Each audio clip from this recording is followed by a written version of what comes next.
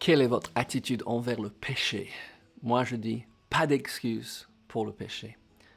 Ça ne regarde pas les autres, ça nous regarde et notre relation avec le Seigneur. Hébreux 12, verset 1 dit, « Rejetons tout fardeau et le péché qui nous enveloppe si facilement et courons. » Et nous voulons courir cette course qui nous est donnée, nous voulons marcher sur le chemin qui est Jésus, mais il faut que nous comprenions donc l'importance de notre attitude envers le péché. Si nous acceptons le péché dans notre vie, ça va briser notre relation, notre intimité, on va dire, avec le Seigneur. Ça ne brise pas le fait que ça ne nous enlève pas de la famille de Dieu, mais ça va briser cette intimité et nous n'allons pas entendre Dieu si facilement, on ne va pas pouvoir couler dans l'onction de Dieu, dans la puissance de Dieu, qu'on prie pour les gens. Donc, nous ne pouvons pas nous donner des excuses pour le péché.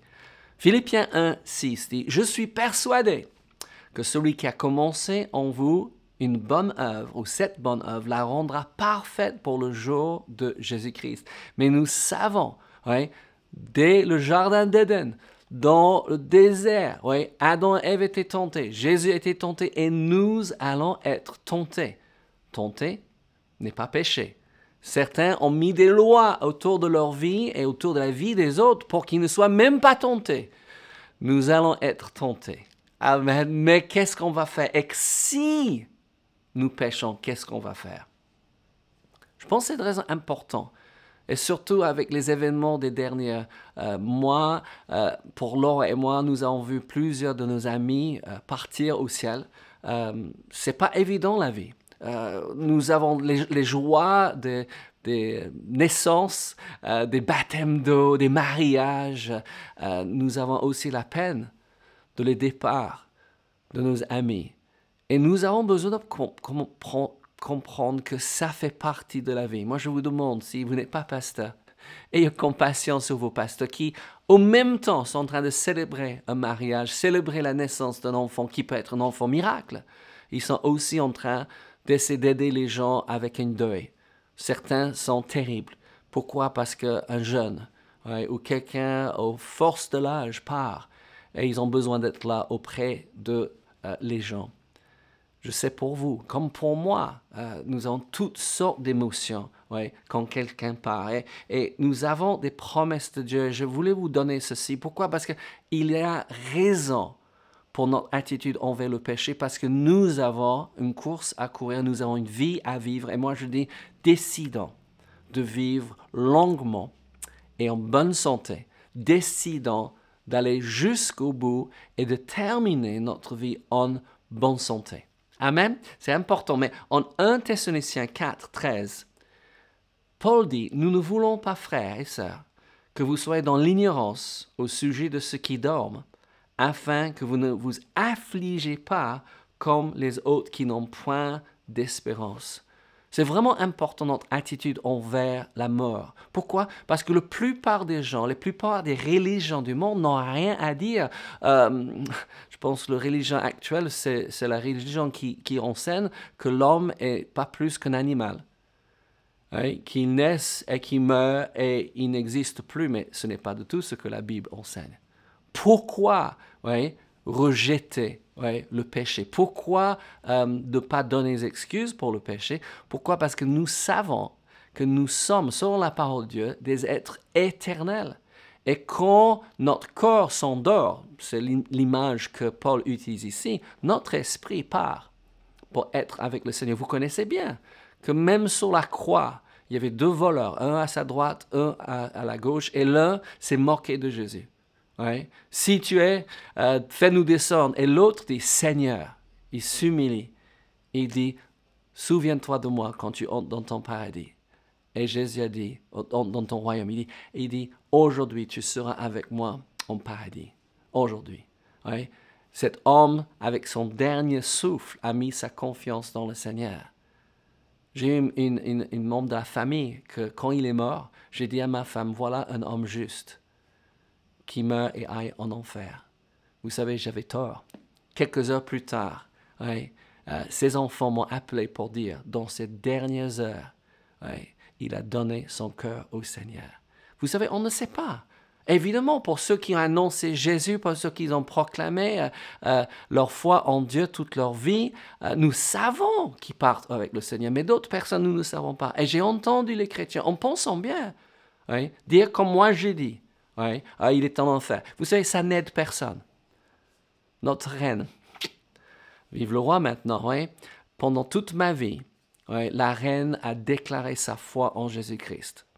Je sais que je vais le revoir. Je vais le rencontrer. Je n'ai pas rencontré. Ouais, je vais le rencontrer. Et vous savez, quand les gens en parlent, parce qu'à ce moment, ouais, on a des occasions. Les gens disent, ah, mais c'est dommage. Je dis, vous pouvez le dire, mais je vais le rencontrer. Et vous dites, comment? Et dit, mais elle est partie au ciel.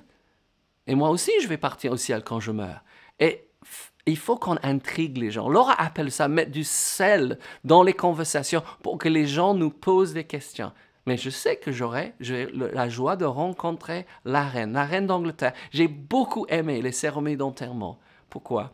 Parce qu'ils ont parlé de la reine, ils ont vraiment parlé avec dignité d'elle, oui, et tout ce qu'elle a fait, mais dans les derniers mots, je pense que c'était l'archevêque de Canterbury ou quelqu'un d'autre, on dit « Notre sœur Élisabeth oui, est partie au ciel. Oui, ils ont appelé pas la reine, parce qu'elle n'est pas partie en reine, elle est partie en sœur en Christ, en tant qu'enfant de Dieu. Et j'ai trouvé ça juste merveilleux. Laure et moi, nous avons trouvé que c'est une occasion remarquable aux obsèques.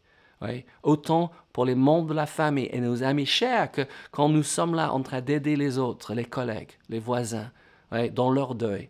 Oui, c'est les merveilleuses occasions de parler de l'amour de Dieu. Pourquoi? Pas d'excuse pour le péché.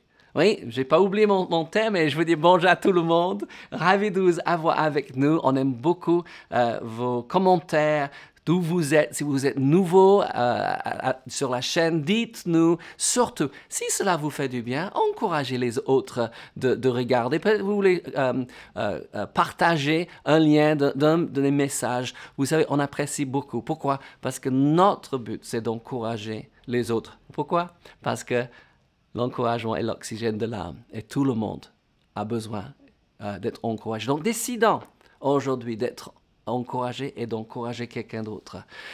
Parlons du péché. Paul parle très clairement. En 1 Corinthiens 9, verset 27, il dit « Je traite durement mon corps et je le tiens assujetti de peur d'être moi-même rejeté après avoir prêché aux autres. » Très intéressant. Oui, on pose la question de dire qui écrit. Oui, c'est Paul qui écrit à l'église de Corinthe et il est en train de dire qu'il a toujours besoin. Il est apôtre. Il a commencé les églises. Il a écrit la moitié du Nouveau Testament et il dit « Je traite durement mon corps ». Ça veut dire que je dis non à mon corps quand mon corps veut faire le contraire de la parole de Dieu. Quand mon corps désire faire les choses que je sais ne sont pas bien. Ce n'est pas à moi de dire aux autres ce qu'ils doivent faire et pas faire. Je peux être un bon exemple, mais c'est à moi, l'homme spirituel que je suis, pour vous, mesdames, mesdemoiselles, la femme spirituelle que vous êtes, de dire à votre corps non. Je traite durement, oui, pour ne pas être rejeté. Pourquoi? Parce qu'on dit que ça glisse, n'est-ce pas, le péché. On se permet le péché. On dit, oui, mais j'ai eu un mauvais jour, mais j'étais fatigué. Vous savez, on a besoin de faire plus d'attention quand nous sommes fatigués, de ce qu'on dit, de ce qu'on fait, n'est-ce pas, de ce qu'on regarde. Oui? Et il y a certaines choses que je ne peux pas me permettre de regarder. Oui? Pourquoi? Parce que ça m'emmène dans le péché. Oui, encore, 48 ans dans le Seigneur et j'ai toujours besoin de traiter durement mon corps.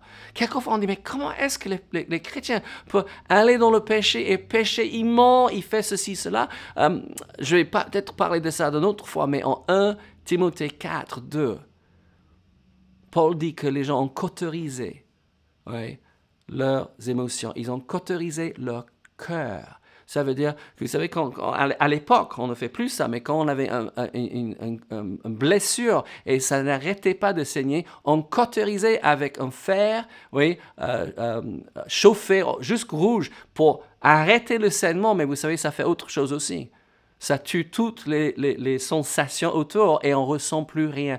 Si vous continuez dans le péché sans se repentir, sans demander pardon, vous avez cauterisé.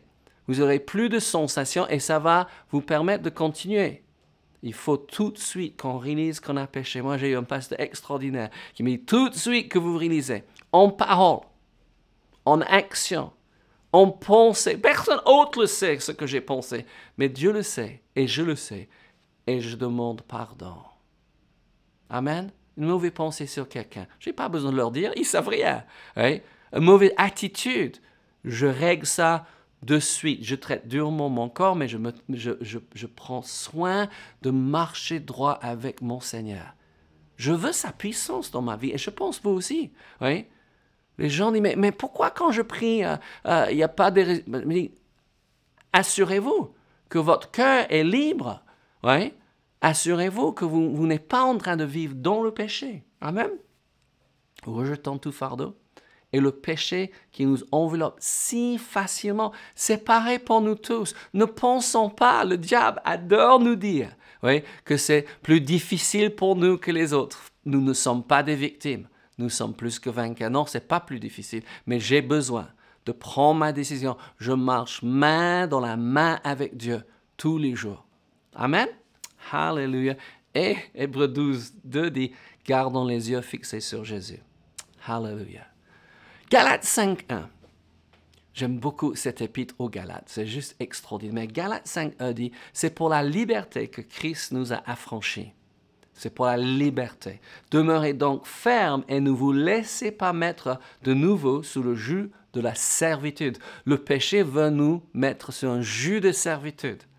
Le péché veut nous lier et nous avons besoin de dire non. Autant qu'on dit oui au Seigneur, il faut dire non au diable, non au péché, non à la maladie, amen, non à la pauvreté, non à l'injustice, il faut qu'on dise ça. Mais écoute ce que Jésus dit. Jean 8, 32, vous connaîtrez la vérité et la vérité vous affranchira. Par votre lecture quotidienne de la Bible, vous allez apprendre ce qui est péché. Et vous savez, quand j'étais jeune chrétien, peut-être vous êtes un jeune chrétien, oui, il y avait des choses qui semblaient être attachées à mon corps et j'avais besoin tous les jours de demander pardon. Est-ce que je serai jamais libéré de cela? Et oui, aujourd'hui, j'ai libéré de la plupart de ces choses. Je ne les considère même pas comme tentation aujourd'hui. Mais j'ai encore des choses à faire. Pourquoi? Parce que nous ne sommes pas arrivés. Je ne suis pas arrivé, mais je suis bien en route. Oh là là, que j'ai fait du progrès et merci Seigneur. On loue le Seigneur. Jésus, il dit en Jean 8, 36, « Si donc le Fils vous affranchit, vous serez réellement libre. » Dis avec moi, je suis réellement libre en Jésus.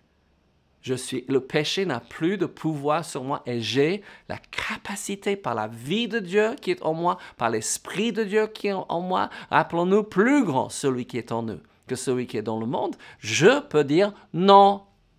Hallelujah. Et même si j'ai besoin de dire non 5 fois, 10 fois, 20 fois, 50 fois par jour, je vais le faire jusqu'à que j'ai vaincu ce péché. Hallelujah. Galates 5, 16. C'est pour la liberté que Christ nous a affranchis. Il dit ici en Galates 5, 16, « Je dis donc, marchez selon l'esprit et vous n'accomplirez pas les désirs de la chair. » La chair va toujours avoir les désirs. Moi, je m'appelle avoir demandé au Seigneur en tant que jeune homme, « Seigneur, enlève ces émotions, enlève ces désirs, les désirs d'un jeune homme. Ouais. » Et vous savez, un jour, Dieu m'a répondu, il dit, « Mais tu vas arrêter d'être un homme? » J'ai dit non, Seigneur, je veux être un homme, j'ai besoin, de me soumettre à l'Esprit de Dieu, à la parole de Dieu. Il y a des choses que je ne peux pas faire. Et le diable dit, mais tout le monde est en train de faire. Même vous allez dire, mais les autres chrétiens sont en train de le faire. Moi, je dis, je ne suis pas monsieur tout le monde. Et je ne suis pas les autres. C'est moi, John, avec ma relation avec Dieu. Et je veux vivre pur avec Dieu. Pourquoi? Parce que je veux sa présence. Je veux sa direction. Surtout, je veux sa puissance quand je prie. Amen. Oui, très important. Permettez-moi de prier pour vous. C'est un lourd sujet peut-être, mais aussi c'est un bon sujet. Oui, pas d'excuses pour le péché. Et j'ai besoin de lire ceci parce que sinon ce ne sera pas complète. 1 Jean 1,9. Magnifique verset qui dit, « Si nous confessons nos péchés, il est fidèle et juste pour nous purifier oui, nous pardonner et nous purifier de toute iniquité. Seigneur, je prie pour mes frères et sœurs qui sont en lutte à ce moment, avec un péché qui retourne et revient. Merci Seigneur. Merci pour ta grâce, merci pour le Saint-Esprit, merci pour le désir. Oui, c'est pour la liberté que Christ vous a affranchi. Soyez bénis les amis. À très bientôt.